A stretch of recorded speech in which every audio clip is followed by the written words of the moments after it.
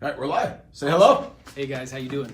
Oh, you got to give more energy than that, man. Be like, what's up? How's everybody doing today? There he goes. Good afternoon, everybody. My name is Alex Vidal. I am president of Related ISG International Realty, and you are watching the 42nd episode of The Closer Club. And to my left, I'm actually on the right side today for once in my life in one of these interviews because I'm always on that side.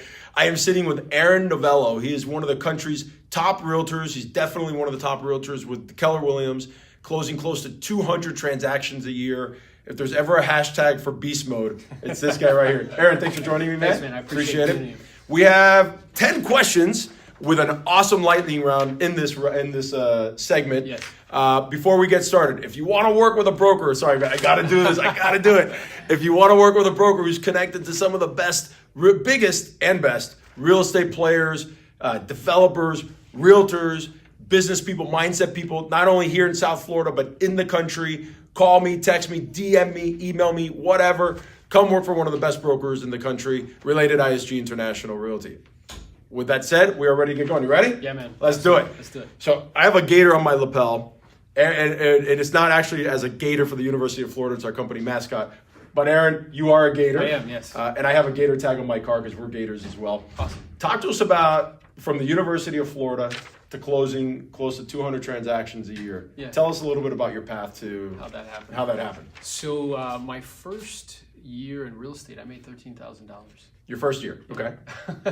You may have to speak up. I'm not sure how loud. Yeah. So the first year, I only made $13,000, which really is not something to write home about. Yeah, that's okay. And what happened was with time, I recognized somebody gave me an accurate assessment of reality. Okay. With regards to what this business actually is, because at first I wasn't aware that it's a sales business, and it's no different than selling books door to door or knives door to door, subscriptions over the phone. And once I understood that that was the game and really made the shift from working with buyers and sellers to strictly with sellers, that's how we were able to grow the business year over year by 25%. Okay. And wait, so 25% year over year for how many years in a row? For 7 years in a row. Ooh, wow, that's big, man. Yeah. And then we hit some plateaus there, like right around 100. We plateaued a couple times. Okay. Did like 120 and then 130 the next year, and then we jumped to 150, and we've done 200 for the last 2 years in a row. Okay. But yeah, the foundation of it is just getting an accurate assessment of reality with regards to what the game is, and then understanding the distinction between, income producing and income servicing. Okay. I love that. So let's because there's some questions that are gonna do. What even got you into real estate? What was it? Because nobody says I woke up today to be a realtor. It's true. I didn't wake up thinking that. So as a young person, I was moderately obsessed with acquiring wealth. Okay. And I would read a lot of books. And Sounds like you're saying that humbly. Yeah. And a lot of those books gravitate towards real estate. So I figured, what better way to learn the vehicle of investing in real estate than to help people to buy and sell. Got it. All right, awesome. That's what I love that there. Yeah. Now, closing so many deals overnight, doesn't happen overnight. Yeah. So if you were to attribute 3 things, now you're a coach as well. Aside from being an agent, Aaron's a monster coach to some of the other top agents in the country. So closing close to 200 deals a year. Yeah. What are the top 3 things that you can attribute to closing that many deals? Great question. So accomplishing anything, as you know, is 80% psychology and 20% mechanics. Yep. So the greatest thing that you can get from a mentor or teacher is access to the way that they think. Okay. Because the way that they think allows them to do what they do. Okay. So first was getting that clear, accurate assessment of what this game is. And because it's a sales game, it has to follow the same sales process. Okay. Meaning that first I have to prospect. I have to actively be in the market looking for people that may need my service. And by prospecting, you're talking about proactive prospecting. Correct. Not reactive. Not reactive prospecting. No, that's a weight loss program. Yeah, got it. Waiting for people to show up, right? So I have to be in the marketplace. I also have to be able to have a skill that when I bump into somebody that has a need for my service, that I can convert that into an actual appointment. Okay. And that's a skill. Yeah. And then I have to have the skill of being able to pre-qualify that client to make sure that they have the means, the ability, and the motivation to actually do something. Got it. Because I only get compensated when somebody signs a contract. And then I have to have the skill of being able to overcome objections. Got it. And close. So prospect, elevator pitch. Yep. Qualify. Yep. Close. Close. There you go. God. I always say this business Yeah. is really easy. Yeah. And I think, you're on the training side, so you understand this. Yes. a lot of real estate trainers want to make it complex. Very much so. So they can validate what their fees are. Yeah. But it really is a basic game. Oh, 1,000%. It really is. Yeah. It's not difficult to take something that's easy and make it complex. Yeah. Many people do that, but very few people can take something complex and boil it down to its very kind of easiest platform. So you're coming on 13 years this year in the business. Yep. Was there a breakthrough moment? And I know breakthrough moments are usually a collection of moments that lead to that one breakthrough moment. But was there a breakthrough moment over the 13 years that you can look back on and say, man, that one thing is what took me from 13,000 to a year to closing 200 deals? Yeah, so there was a few. So what I'm aware of is that the chokehold of any business is the psychology of the owner. So what I mean by that is that like when I hit like 100, I was very much so focused in one particular area, and I was ignoring a lot of other things. Okay. So once I began to leverage myself even more and delegate more and completely not work with buyers and only work with sellers, that allowed me to make a jump.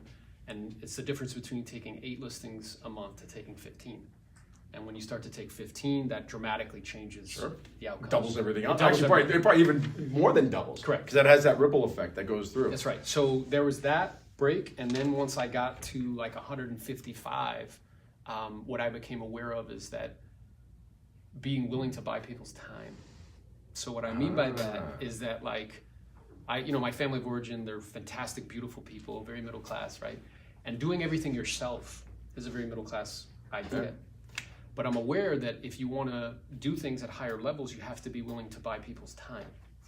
And the way that you buy people's time is with staff.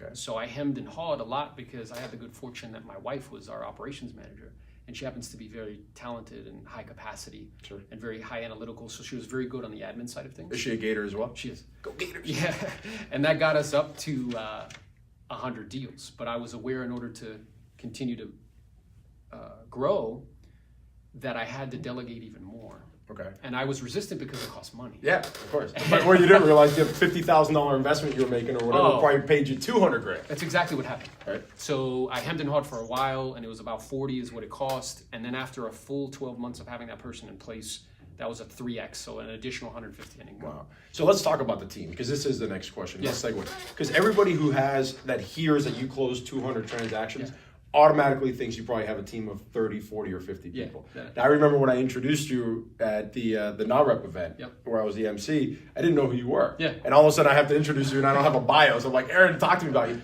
I was very surprised to hear about the size of your team. Yeah. So share with the audience what your team setup is like. Yeah, I appreciate that. So what I'm aware of is that right now there's a very push for like teams. Oh yeah. And what I'm interested in is profitability. And so because of that, we structured the team where of the 200 plus deals, my personal production is around 160 to 170. And that's listings sold. So 160 of the 200 deals, let's call it there, are your transactions. My personal transactions. And it's only on the listing side. Only on the listing side. Yeah, wow. And then I have 2 buyer's agents that are on the team that facilitate all the buyer side business. Now I refer all of that. So if my sister called me up and says she wants to buy a property, that goes to the buyer's agents. Got it. And then I have 2. Wow, you're that dedicated to it. 1,000%. Interesting. Yeah. And then I have 2 administrative assistants, full-time transaction, full-time listing coordinator, and 1 part-time assistant. Really? And how many buyer's agents? Just 2. 2. So 2 buyer's agents, more help on the paperwork side, which is what no great salesperson is ever good at. Right. And then an office manager who's your wife? Who's my wife. Yeah. Wow. And that's it. I love that. Now, let's talk about, you've mentioned this a couple times about plateauing. Yeah. And I don't know if you can classify plateau and slump. Yeah. In the same way. I would actually probably look at plateauing as a slump. Yeah. Right? What did you do? I'm sure you faced several slumps or I'm sure you did. I think everybody faces slumps. What were some things that when you get into a slump, because I think there's a lot of realtors out there that are feeling like they're in a slump right now. Yeah.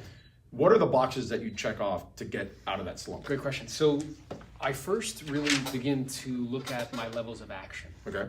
And by that what I mean is that there's 4 levels of action. The first one is nothing. The second one is retreating. Now you know you're retreating because you constantly try to sell people on why you're retreating. I don't know the scripts well enough. I don't know how to talk to FSBOs. I don't have the right numbers. Excuses. All these reasons, excuses as to why. The third level of action is average. Now, the problem with average levels of action is that it's publicly sanctioned. It's perfectly normal to work 40 hours a week. That's right. Perfectly normal to work 5 days a week. Perfectly normal to take 2 Advils, because the average person should take 2 Advils. That's when right. they have a headache. And in our industry, because the kind of we've lowered kind of the standards so low, it's perfectly normal to, let's say, take 1 listing a month. In fact, if you do that, you might get rewarded for it. Yeah. And get a lot of recognition. So, but the problem with average levels of action is it always leads to average results in any area of life, whether that's physical, mental, spiritual, emotional, financial. And then the fourth is massive, over the top, ridiculous kind of levels of action. So my initial response is to reflect and ask myself honestly, with no kind of ego, where's my level of action right now?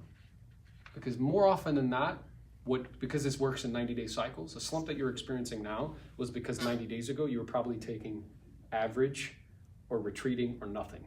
Interesting. And that's the truth. Yeah, for sure. And then when you self-assess that way, my internal response, which surprises people sometimes, is that I get angry because I have certain standards. And if I'm not meeting that standard, then I just channel that into more massive levels of action. I love that. And it's so true. Actually, who's Grant Cardone? Yeah. His whole thing is 10X, right? Yeah. I listen to his stuff, and you know, I agree with 80% of it. Yeah. I don't necessarily agree with all of it, but it's all about massive action. That's it. And it makes so much sense. It's again, the basics, right? Yeah. Now, talk to us about, I love this question because I always get asked a lot in my family circle. How's the market doing? I'm hearing this, I'm hearing that. Yeah. I have my own answer to how the market is doing. Yeah. So I would love, if you're at a party, let's say yesterday you're at a barbecue drinking a beer, and Aaron, how's the market doing? Yeah. How do you typically answer that question? Yeah, so it's a great question. And my answer to it is that we're in a transition. Okay. So real estate flows in 7 to 10 year cycles. As you know, the bottom of the marketplace was 2008, and this is 2019. And so we're a full 10 years into a 10-year cycle. We're also at the top of the debt cycle. So even though there's still historically low interest rates have gone up about a point in the last 12 months, which a 1% increase in mortgage rates equals a 10% increase in mortgage payment. So for the general consumer, I think 60% of Americans make $59,000 a year. Like, that affects purchasing power. It makes a difference. Sure. And then the third thing that we're experiencing is that buyers have price fatigue. So real estate in our geographic area has gone up about 40% in the last 5 years. And go ahead. I know where we are right now. tell them what your geographic area is. Yeah, so we're in like Broward, kind of Dade County in southeast Florida, which for a lot of people is either Miami or like Fort Lauderdale. It's a good reference point. So it's gone up by 35, 40% over that time frame, but wages have only gone up 15% in that same time frame. So that's not sustainable over time. So what we're seeing is that we are seeing downward pressure, particularly in the higher end, like 500 and above. Sure. Stuff's sitting, which you're smiling, so you know. And then what I'm also aware of is the stuff that's close to the equator, 300,000, 350,000. There's still a high demand for that. So it really just depends on pockets, but we certainly are noticing a transition. So you go into way more detail than I do typically. The first question, when somebody asks me how the market is doing, I guess maybe because this is your market, right? So then you're the single family home guy. Like this is it. For us, it's like we're a little bit of everything, right? We're single family homes, we're condos, we're pre-construction, we're rentals, we're commercial. I always ask the people, when they ask me that, my first question to them is, well, what segment of the market are you talking about? But I'll tell you, it's across the board. Doesn't matter whether I'm in Weston or Coral Gables or whatever office of mine.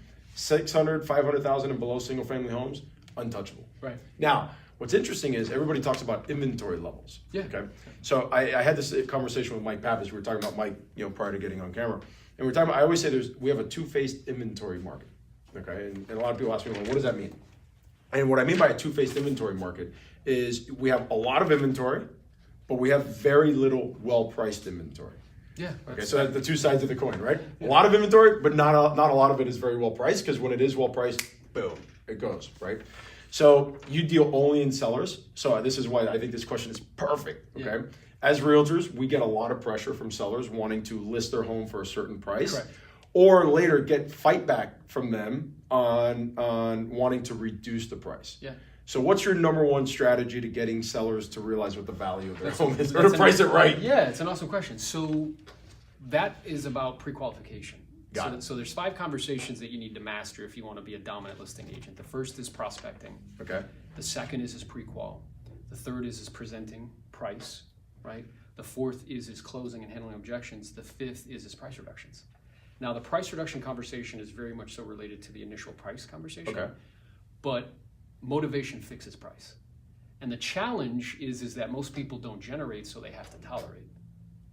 See, if I don't Okay, generate... that's awesome. You got to repeat that again. Most people will what? Most people don't generate, so they have to tolerate. Oh, right? I love that. And that's true, Yeah. in the sense that if they're not actively in the marketplace looking for people on a regular basis, they have to tolerate what a seller's kind of telling them, right? So the idea is we're in a marketplace, I would propose, that's a life event market. So there has to be a specific life event that's causing somebody to be in the market right now. Otherwise, they're not going to be willing to do what it takes to sell, particularly in the upper end. Okay. So somebody unfortunately passed away, somebody got divorced, they just had a baby, they need more space, somebody's retiring. There has to be a compelling reason. Now, if I don't know that reason, then what happens is when me and you are having conversations about price, you just want to talk about numbers. See, but before we connect, I'm going to ask you a whole bunch of detailed questions, which for anybody who's out there who would have interest in that, there's classes online that I've created specifically to teach them. Where can they, go ahead, where can they find those questions? Yeah, so if you go to our website, which is tamingyoursalesgremlin.com. TamingYourSalesGremlin.com. That's right. All right, so when we're done, I want you to go to the comments section and put it in the comments. I will, yeah. I love that. Yeah, okay. yeah. So, and I've developed classes on that platform specifically to teach people these conversations. Okay. So in pre-qual, asking conversations like, hey, I'm curious, Alex, is it an option for you to not sell this home and still move? Is it an option for you to rent it and still accomplish your goals and objectives? I've only spoken to you. I'm wondering, how does your significant other feel about the move? You seem to be really excited about it. How does she feel about it? What would happen on the outside chance if we were still sitting here 6 months from now and the home wasn't sold? What would that mean for you and your family? Okay. See, so I'm asking lots of detailed questions to get to what the root of the motivation is. And if you're not an 8, 9, or a 10 in terms of motivation, you're going to have a lot of problems when it comes to the price conversation.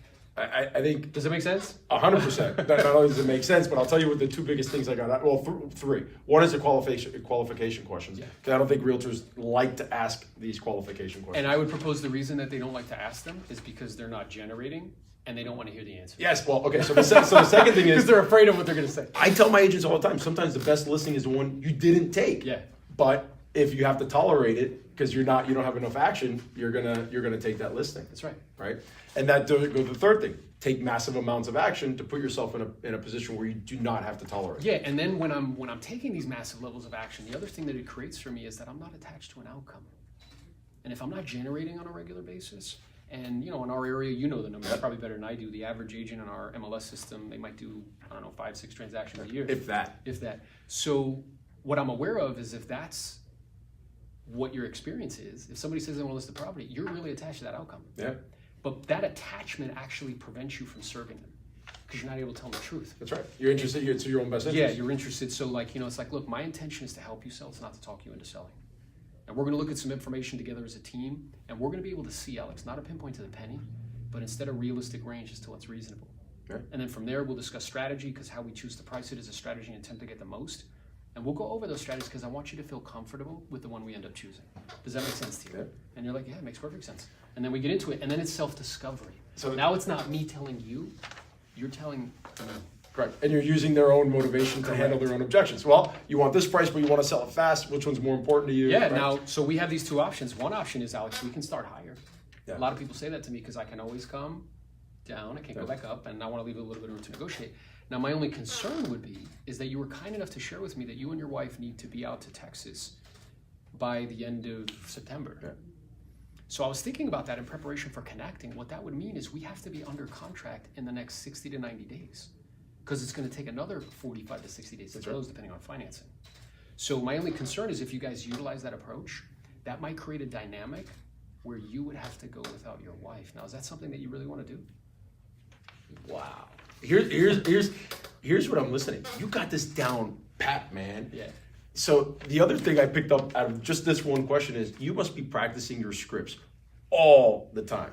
Yeah, so I made a commitment. I recognize, again, back to that accurate assessment of reality. Uh-huh. I realized that this was a skill-based game. And if you don't have the skills, the marketplace fires you. Now, it doesn't stand in front of you and say you're fired, but what it fires you is a lack of deals and income. So what I'm aware of is that there's no security in this business because it's 1,000% commission based, but there's opportunities.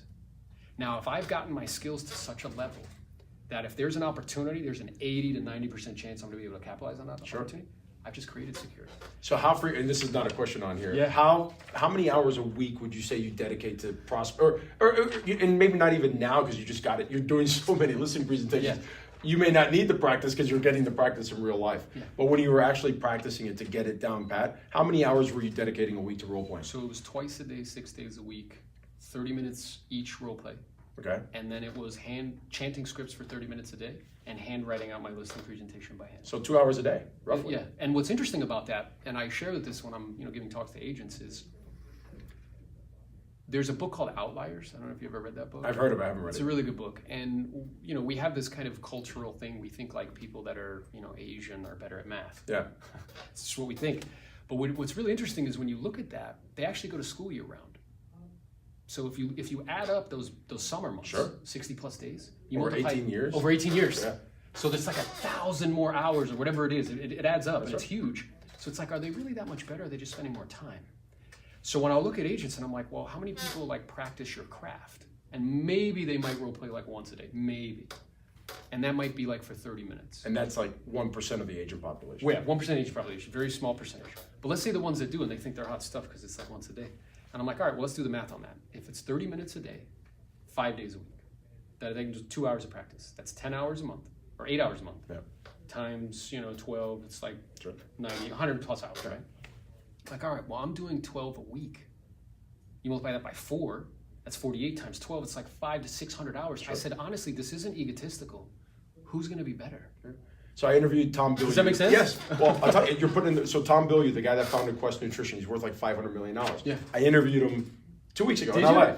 Great guy. You should watch it. And he goes, I just put in the reps. He goes, I'm not smarter than anybody. I put in the reps. It's like I tell people, the agents, you use your time wisely, right? I'm in my car on average 2 to 3 hours a day. Yep. Today I live in Davie. I went from Davie to Coral Gables to Brickell to Weston. Did you really? Weston to Davie to have a late lunch, and then here. Wow. I've been in my car 2 hours today alone. I haven't listened to music. I'm listening to a podcast between Joe Rogan and Tom Bilyeu. Yeah. Right? So you think if I'm in the car on average 2 hours a day, 5 days a week, that's 10 hours I'm in the car. Yeah. That's 10 hours that I'm dedicating to listening to podcasts from all different types. Even the crazy stuff, just to, who knows what you can discover. Multiply that out by 52 weeks, that's 520 hours. Correct. Right? Yeah, 520 hours a year that I'm working on self-improvement for free. For free. Let alone the stuff that I actually pay for. That's exactly right. Yeah. And what I'm aware of is like, and I mean this like respectfully, I really do, is that most people don't view sales as a craft to be mastered. And I like to tell people, like, I'm an artist at sales and persuasion.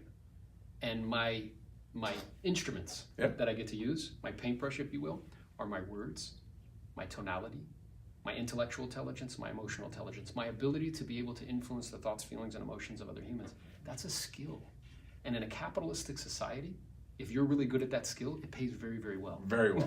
Very well. So that's the intention, and I recognize that. So even to this day, I still role play. I love it. And I still have role play partners throughout the country and still working on that craft. All right, so we got an action-packed lightning round. We Yeah. have 6 questions for the lightning round. Okay. Short, sweet, 1, 2-word answers for these. You ready? Best ROI for leads. Best ROI for leads is prospecting. Prospecting. There you go. Well, here, so let me jump ahead of one. Yeah. If you only had one way to prospect, what would it be? Telephone. Telephone. Interesting. Yeah. Okay. So best ROI for leads, prospecting, and if you only had one way to prospect, phone calls. So, and you're calling on sellers only, I'm assuming. Yes, only sellers. Okay. Favorite social media platform? Facebook, Instagram, Snapchat, LinkedIn, Yeah. YouTube. I'm learning about them now, candidly, and I would say Instagram at the moment. Okay. One daily practice every agent should be doing to make their business better. Prospecting. What percent of your income do you put back into marketing? 3%. Just 3%. Yeah. Always 3%, or was there a time that it was higher? No, that's just what it's happened to be. It was a time when it was less. It was less? Yeah, so what I'm aware of is that like I used to start the business, and I've learned with that in terms of business maturity, but it is very low. Wow, that's surprisingly low. I think most agents that I've interviewed that are like super high are in that 20% range. Yeah, or more. 3%, you're running an efficient business, man. Super lean. That's freaking awesome. Good for you. First question you ask every buyer. I don't work with buyers. Okay. First question you have your buyer's agents ask buyers. Yeah, how do you intend to pay for the property? How do you intend to pay for the property? Got it. So not lightning round, 2 more questions. Yeah. If you were a brand new agent starting out today, what's the first thing you would do? I think I know the answer to this. Yeah, I would learn how to prospect. Okay, on the phone. On the phone, and I would I would do like a boot camp of like 90 days of prospecting for 4 hours a day, and then the time that I wasn't prospecting, practicing for 2 or 3 hours a day. Okay. Those 5 conversations we talked about. Got it. Have you ever gone door knocking out of curiosity? How do you like it? It's not bad. Now you like the phone better. I like the phone better. The only I find the phone to be more efficient. Got it. I can meet more people quicker. Sure. See, and this is why, as agents, they have to watch and learn from others, right? If you were to ask me, I would never pick up the phone. You wouldn't? No, I would, because you know why? I suck on the phone. Okay. I suck on it. Get me face to face. So when I sold real estate, I went door. This is the thing. So I started when I was 19. Yeah. I'm 40 now. I'm gonna be 41 in May. 21 years in the business. By the time I actually got into sales, I started backwards as the assistant to Mike Pappas and recruiting and all that. By the time I got into sales, I was 25. I was broke, and I was competing against 2 big agents in Keystone Point. Yeah. Okay. These guys were farming the crap out of the neighborhood. 2 mailers to 3 mailers every month by each of them. Yeah. Because they were going up against each other. The only thing I had against them was my age. Yeah. And I had no money, so I went door knocker. Yeah. So I guess And I'm sure you beat them. within a year I had just as many listings as Yeah. them. And I think that there's something that people can learn from that. Is that what you didn't cost any money. Correct. It was free. But what it requires is having the willingness to go see the people. That's right. I was committed to being successful. And not interested. Yeah, and like I'm aware, like I tell people all the time, like I'm in the rejection business. The more I get rejected, the more money I make. That's right. So it's just That's my alligator. Is That's it? why. So this is alligator skin. Is that so what it's that is? alligator skin. So we have a saying in our company: if you work for our company, you need 3 things: alligator skin, so that things bounce off of you; coffee, because we don't sleep; and roller skates, because we move fast. Yeah. So I had an artist turn it into a design, and we turned it into a pin. It's an alligator on roller skates drinking a cup of coffee. That's awesome. And the first thing is alligator skin, because things have to bounce off of you. That's 100%. How many knows to the yes? Yeah. That will never change. No, and what I'm aware of is even as technology like pushes in and begins to change, with different platforms and things, there's an underlying truth to the business, is that people don't do business with scripts, they don't do business with technology, they do business with people. Yep. And if I can get very good at meeting strangers who don't know me and convert them into clients, you don't have to pay referral fees on that. You're not, getting leads from some source, and it's predictable and duplicatable. That's right. That other stuff isn't. And what I love most about what you just said is we were talking a little bit about technology prior to getting off camera. And everybody, you're going to get this a lot as you sit on more panels, and I'm starting to sit on some panels because of the show, and I get asked this question, how do you feel about the disruptors of technology? And I'm like, technology is not the disruptor. Because if everybody's looking at doing something, right, that's no longer the disruptor. Everybody's already there. The disruptor is nobody's taking the time nowadays to teach our agents that people still want to talk to people. Face to face, belly to belly, palm to palm. Nobody's really taking that approach anymore. They want to show you how to do Facebook and Instagram, and everybody wants to go that route, and we do that too.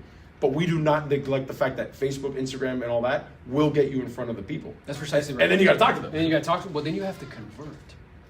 See, that's the challenge. Yeah. So even if I figured out a way to get leads coming to me, if I don't know how to pre-qualify them, if I don't know how to present price, if I don't know how to handle objections, if I don't know how to close, it's not going to mean anything. Got it. Does that make sense? Absolutely. Yeah. So, I think technology magnifies greatness. So if there's some good nuggets in there, I'm gonna have some fun going through this one. So the technology, the challenge is that nowadays you have to compete with the best. You didn't have to 20 years ago. 20 years ago, I could say I'm the top agent. You just had to believe me. Yeah. Now people can verify that. That's They right. can verify it with analytics. They can verify it, but you can't hide. So I think with time, what will happen is the agents who know how to convert, the agents who know how to go into the marketplace and have that skill, that more and more is going to drift to the top because they get more reviews, they get more sales, and all of these algorithms that are tested. Yeah. These companies that are giving out leads, they're basically having technology and algorithm tell them who the best closers are. Who's the best person who can convert that lead? And the way that they're figuring that out is who's closing the deals. I'm giving you 50 leads. How many are you actually closing? Got it. And the more you're going to close, guess what's going to happen? That's right. You're going to get more. That's what's just going to I happen. love that. That's a great approach. Yeah. Last question, Aaron, and I think you may have answered it already, but if you had a book, podcast, or TED Talk, or all 3, I ask this to every single guest, recommendation for the audience. Yeah, so the book that I would propose listening to from a mindset perspective is You Can't Hurt Me by David Goggins. Oh, I just talked about that one. One of my favorite. Go ahead. Oh, man, because again, I'm aware that this game it's simple, but it's not to be confused with easy. Yeah. And you have to be physically strong, emotionally stable, and spiritually grounded to like do it. Sure. Because And you have to listen to that book. You don't, David Goggins, You Can't Hurt Me. Do not buy the paper book. You have to listen. Listen, buy the audio book, because he does a great thing where he has somebody read it, but then they kind of do this. Yeah, and then they talk about it afterwards. They talk about it. I'm trying to get David on the show. If you do, that'll be fantastic. I have offered to run with him and do the interview. Have you really? Running, because he's so busy. my But right now, I've spoken to his fiance a couple times. She's been really nice with me. She's like, listen, he's holding off for right now.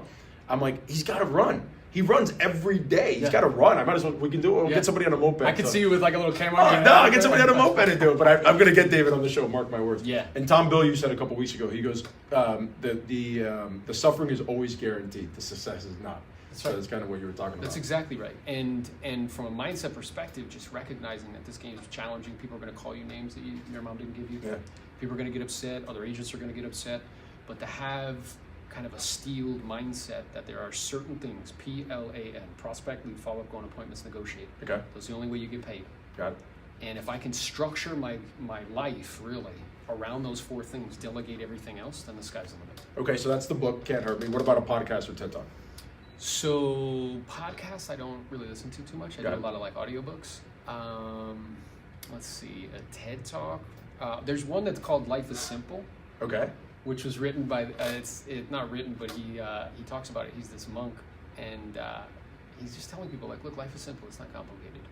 And that the things that we need in life, like air, water, food, and shelter, we already have them in an inexhaustible abundance, pretty much. Yep. We're doing our best to try to mess some of those up, Yeah. but we have them. So that keeps just things in perspective, because I'm aware, I coach clients throughout the country, and sometimes, they don't get a listing, and that might affect them for a month. You're in the wrong business. They go down on like a spiral, and it's like, look, You're in the wrong business then. right, because that's going to happen regularly. Oh, yeah. It's going to happen on a regular basis, and even with, I don't get them all. I get out commissioned, I get out bonded, Sure. I get out, whatever. And your ability, again, that goes back to generating. If I'm generating on a regular basis, I don't want one disappointment to be big enough to affect me. Got it. That I had so many things going on, so many pending, so many active, so many listing appointments where it's like, that didn't work out. I'm a little disappointed, but it's okay. Actually, Grant Cardone talks about that in Be Obsessed or Be Average. does, yeah. You have good problems and bad problems. A bad problem is you got 1 listing presentation this week and you don't get the listing. A good problem is you have 10 listing presentations and 5 happen to be today. That's right. And you somehow got to squeeze them in. But if you get 3 and you lose 2, who gives a shit because you got 3? That's exactly right. And what I'm aware of is and you're right, and he talks about that in that book, is that the majority of people are trying to figure out a way to get rid of problems. But we've been on the planet about the same amount of time, and even though, we kind of have our acts together, there's still problems. I wish. Right? But there's still problems. And there's no shortage of them. So the idea is I'm consciously and purposely, as you are, trying to create better problems. That's right. So is it a problem where, let's say you take more listings than you've ever taken in a month? That's a problem. If your systems won't support it, they'll break down. But it's a better problem than not doing any. That's right. Aaron, where can they find you? Yeah, so they can find me on Instagram at Aaron Novello. They can find me at Taming Your Sales Gremlin as well. And we have, on Facebook and stuff, Aaron Novello. So if you have any questions or concerns, if those classes could be helpful to you, I'm here to help and serve in any way I can. There you go. And the interview now is being watched via Facebook. We're going to put it on Instagram. If you go to TheCloserClub.com, it'll be posted in a few hours there as well. Aaron, appreciate it, man. thank you, man. Enjoyed it. This was awesome. Yeah, my pleasure. Huge amounts of information. Any parting words before I walk around the camera? No, man, I appreciate the opportunity of assistance, and look forward to hearing from you guys real soon. There we go.